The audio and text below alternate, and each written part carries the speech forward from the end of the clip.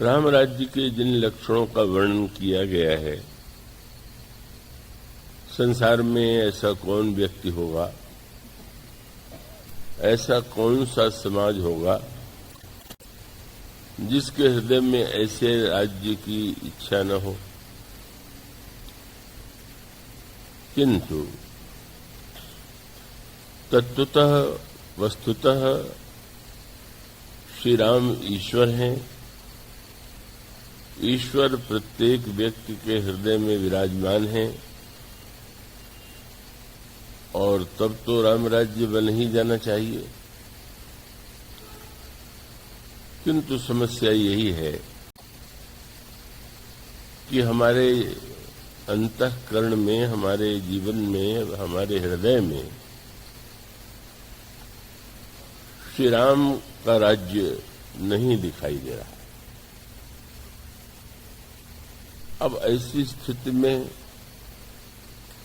कोई वस्तु यदि नहीं दिखाई देती है तो या तो वह वस्तु नहीं है, अथवा वस्तु है पर उसको देखने के लिए अगर हमारे पास दृष्टि नहीं है, आंखें नहीं है, तो राम राज्य नहीं दिखाई दे रहा। तो वस्तुतः राम राज्य के साथ साथ रामचरितमानस में एक और शब्द का प्रयोग किया गया, सुराजा, सुराज्य, सुखी प्रजाजनों पाई सुराजा। तो सुराज जो है उसके लिए तो प्रयत्न करना ही चाहिए,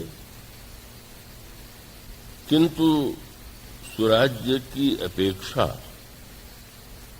राम राज्य अधिक विलक्षण, उसकी महिमा, उसका स्वरूप अत्यधिक ऊंचा है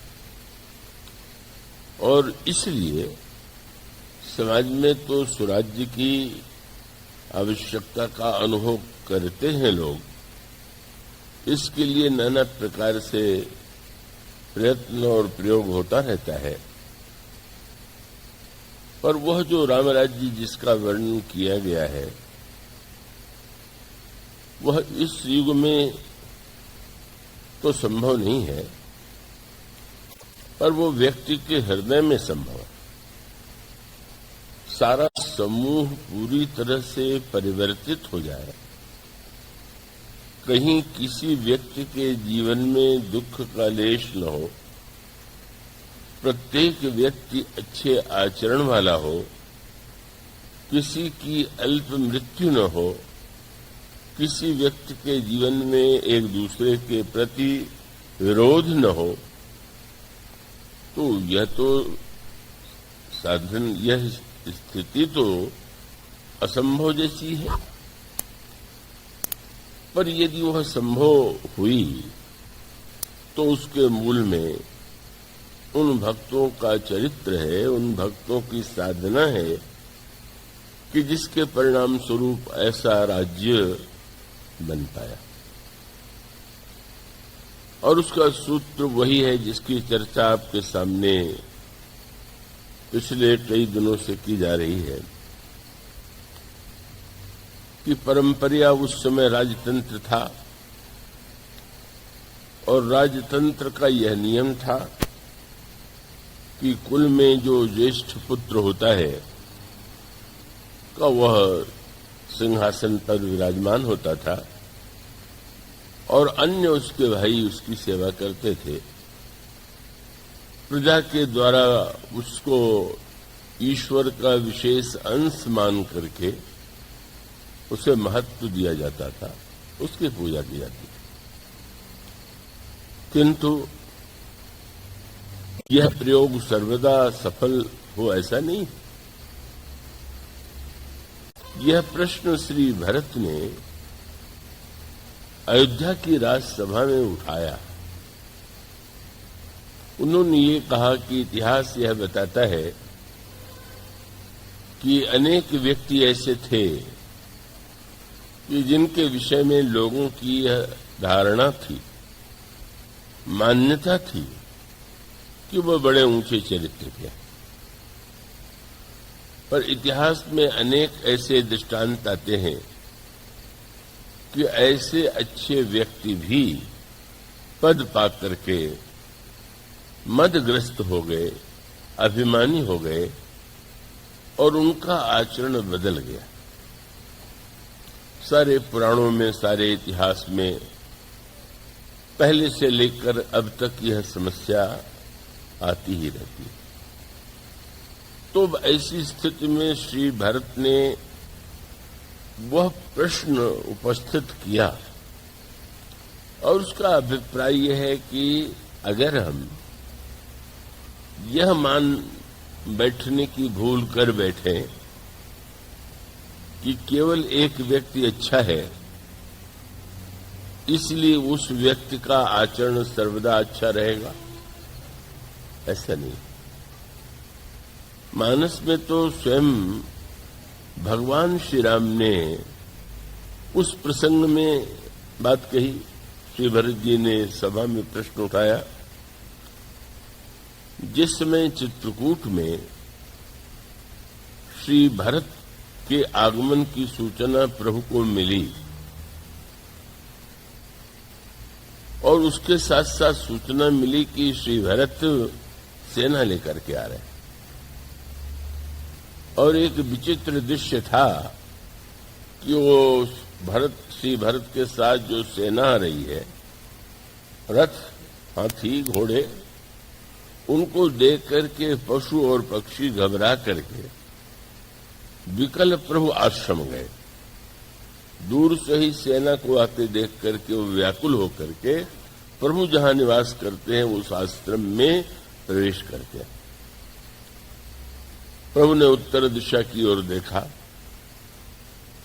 किसी ने जब आकर के सूचना दी तो उससे सुनकर के प्रभु के मुख पर गंभीरता और चिंता के चिन्ह दिखाई पड़े, दृष्टिगोचर हुए और उस चिंता और उस प्रभु के मुख मुद्रा में जो बदलाव आया था उस पर श्री लक्ष्मण की दृष्टि गई। लक्ष्मण जी प्रभु से अत्यंत प्रेम करते हैं और स्वाभाविक रूप से उन्होंने उस चिंता का एक अर्थ लिया। उन्हें यह लगा, क्योंकि सूचना यह थी कि सेना लेकर श्री भरत आ रहे हैं, तो सेना का उपयोग तो युद्ध के लिए ही होता है।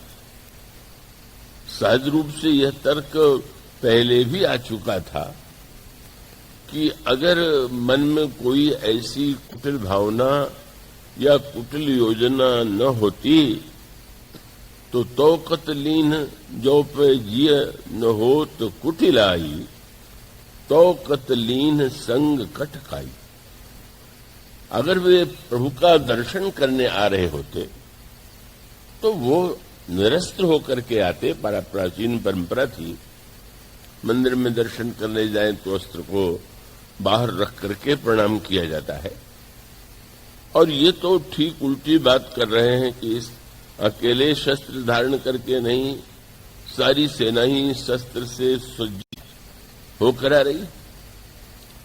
और तब उनको लगा कि प्रभु के मुख पर जो चिंता है उसके मूल में एक ही कारण है कि प्रभु समझ गए कि सेना लेकर भरत युद्ध करने आ रहे हैं और वो चिंतित हो गए कि अरे क्या अब मुझे अपने भाई से युद्ध करना होगा, क्या मुझे शस्त्र उठाना होगा। ऐसी कोई बात प्रभु के मन में नहीं थी, पर सहज रूप से देख करके लक्ष्मण जी को ऐसा ही लगा और उन्होंने जो एक बहुत कठोर शब्दों में, उत्तेजना के स्वर में जब उन्होंने श्री भरत की आलोचना की तो उन्होंने ये कहा कि विश्व के इतिहास में यह बात कोई नई नहीं, इतिहास में पहले भी होता रहा है। और तब श्री लक्ष्मण जी ने कुछ नाम लिए उन्होंने कहा कि इसमें आश्चर्य क्या है, क्योंकि शशि गुरु तीयगामी नहुष चढ़े भूमि सुर जान, लोक वेदते विमुख भा, अधम को वेन समान, सहस बाहु सुरनाथ त्रिशंकु के ही नराज दीन कलंकु। वो नाम लिए उन्होंने कि जो पहले बड़े ऊंचे चरित्र के माने जाते थे और बाद में उनका आचरण अत्यंत उल्टा और अत्याचारी हो गया। तो उन्होंने कहा कि इतिहास में तो ये होता रहा, लेकिन श्री भरत से मुझे ऐसी आशा नहीं थी। और एक शब्द बहुत सुंदर चुना, इसका अभिप्राय ये है कि लक्ष्मण जी का भी दर्शन वही है जो श्री भरत का है। श्री भरत के लिए कह सकते थे कि राजपद पा करके भरत को मद हो गया, पर उन्होंने जो शब्द, जिस शब्द का प्रयोग किया वो राजपद नहीं। तब क्या है, उन्होंने कहा कि बड़ा आश्चर्य होता है, भरत नीतिरत साधु सुजाना। श्री भरत के विषय में सभी लोग यह मानते थे कि भरत जी का चरित्र एक बड़े साधु का चरित्र है, नीति का पवित्रतम रूप उनके जीवन में है, बड़े विवेकी हैं। वे भी तो कह सकते थे राजपद, पर उन्होंने कहा तेऊ आज राम पद पाई। राजपद पाई नहीं, राम पद पाई। और उसका अभिप्राय यह है कि जो बात आप सुनते रहे हैं, कठिन समस्या यह है कि प्रारंभ से नित्य लोग नहीं आ पाते, नहीं आते, तो पहले जो कुछ कहा जा चुका है वो आपने नहीं सुना है, लेकिन उसका मूल सूत्र यही है कि ये जो राज्य है अगर किसी व्यक्ति का होगा तो व्यक्ति में तो दोष और गुण होता ही है। कोई ऐसा संसार में व्यक्ति नहीं हो सकता कि जिसमें गुण ही गुण हो, दोष न हो। तो फिर ऐसी स्थिति में जब तक राजा व्यक्ति होगा तब तक वो अच्छा और बुरा दोनों ही उसके जीवन में, दोनों ही बातें आ सकती हैं और आती हैं।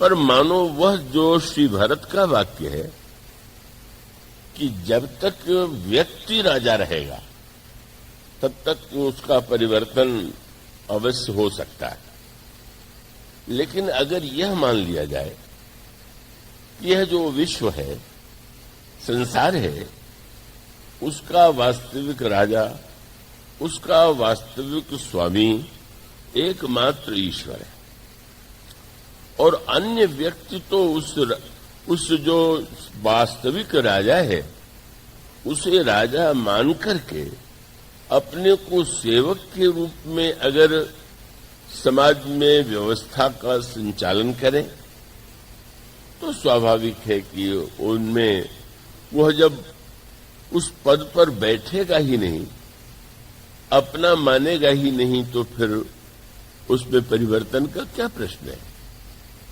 तो श्री भरत की दृष्टि में गुरु वशिष्ठ के उस कथन से वे सहमत नहीं है कि अयोध्या का राज्य महाराज श्री दशरथ का था, पहले वे राम को देना चाहते थे, पर अब उनका यदि विचार बदल गया है और तुम्हें राज्य देना चाहते हैं तो तुम्हें राज्य ले लेना चाहिए। श्री भरत का यह दर्शन है कि राज्य पिताजी का नहीं, राज्य किसी व्यक्ति का नहीं, राज्य तो एक ही का है। और वह कौन है? संपत्ति सब रघुपति के आए। ये कोई काव्य नहीं है, यह सत्य है। संसार में जो वस्तुएं हैं, क्या उसका निर्माण स्वयं व्यक्ति ने किया है? और जिन वस्तुओं का उसने निर्माण किया है उसके लिए जो बुद्धि और वस्तु और व्यवस्था चाहिए, क्या वो स्वयं उसकी है? तो अगर कोई गहराई से विचार करके देखे तो उसे स्पष्ट होगा कि मूलतः तो ईश्वर की ही वस्तु है, ईश्वर ही वास्तविक राजा है। और यह मान करके अगर व्यक्ति अपने को राजा और स्वामी न मानकर केवल सेवक माने, तो स्वाभाविक रूप से उसके जीवन में पतन की आशंका नहीं होनी चाहिए, नहीं होगी। इस श्री भरत कहते हैं, संपत्ति सब रघुपति के आई।